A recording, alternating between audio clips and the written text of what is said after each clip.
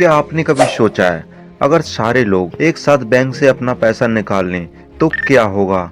जरा सोचिए, एक दिन अचानक पूरा देश बैंक की लाइन में लग जाए और लाइन में लगा हर एक व्यक्ति बोल रहा हो, मुझे अपने सारे पैसे निकालने हैं। तो क्या बैंक के पास इतना पैसा होगा कि वह सबको पैसे दे सके? अगर नहीं तो फिर क्या होगा? आज के इस वीडियो में हम इसी शॉकिंग सवाल का जवाब जानेंगे। अगर सारे लोग एक साथ बैंक से पैसा निकाल लें तो देश का क्या होगा?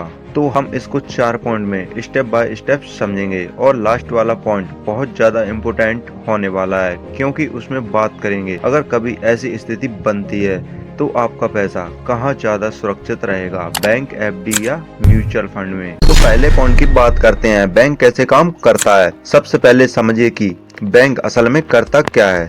जब आप अपना पैसा बैंक में जमा करते हैं तो बैंक वो पैसा अपने पास नहीं रखता, बल्कि उस पैसे को कर्ज यानी लोन के रूप में दूसरों को दे देता है, जैसे बिजनेस लोन, होम लोन या पर्सनल लोन। अब बैंक के पास कुल पैसे का एक छोटा हिस्सा ही कैश रिजर्व के रूप में रहता है। इसे CRR कैश रिजर्व रेशियो कहते हैं। मतलब अगर बैंक के पास 100 रुपए जमा है तो वो सिर्फ 4 से 5 रुपए ही रिजर्व में रखता है, बाकी 95 रुपए वो मार्केट में सर्कुलेट कर देता है। पॉइंट नंबर 2, सबने पैसे निकालने की कोशिश की तो क्या होगा? अब सोचिए, अगर अचानक सारे लोग बैंक में पहुंच जाएं और बोले हम अपना पैसा अभी निकालना चाहते हैं, तो बैंक के पास इतना कैश होगा ही नहीं कि वह सबको पैसा दे सके। इसे कहा जाता है बैंक रन, यानी एक साथ बहुत सारे लोग बैंक से अपना पैसा निकालने लगते हैं।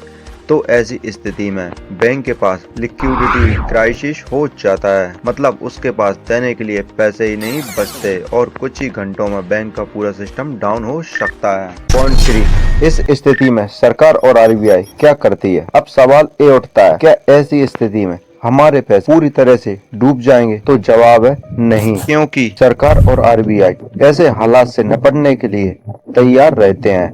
RBI बैंक को इमरजेंसी फंड देती है ताकि वो ग्राहकों को पैसा दे सके। कभी कभी सरकार बैंक को मर्ज या सेल भी कर देती है, जैसे PMC बैंक या यस बैंक के केस में हुआ था। RBI एक सुरक्षा योजना भी देती है, DICGC स्कीम, जिसके तहत हर बैंक अकाउंट में 5 लाख तक की राशि सुरक्षित रहती है, भले ही बैंक बंद क्यों ना हो जाए। पॉइंट नंबर 4, पैसा कहाँ सुरक्षित रहेगा?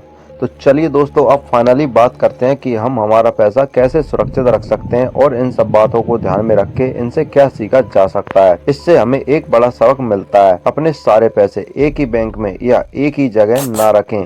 हमेशा कुछ पैसा कैश, कुछ FD या म्यूचुअल फंड या कुछ डिजिटल वॉलेट में रखें। इससे किसी भी स्थिति में आपका पैसा सुरक्षित रहेगा। बैंक पर भरोसा रखिए, लेकिन अपनी फाइनेंशियल अवेयरनेस और विविधीकरण बनाए रखिए। तो दोस्तों, अब आप जान गए होंगे, अगर सारे लोग एक साथ बैंक से पैसा निकाल लें तो क्या हंगामा मच सकता है। ऐसे ही और भी फाइनेंस फैक्ट और मनी सीक्रेट जानने के लिए वीडियो को लाइक, शेयर और सब्सक्राइब जरूर करें।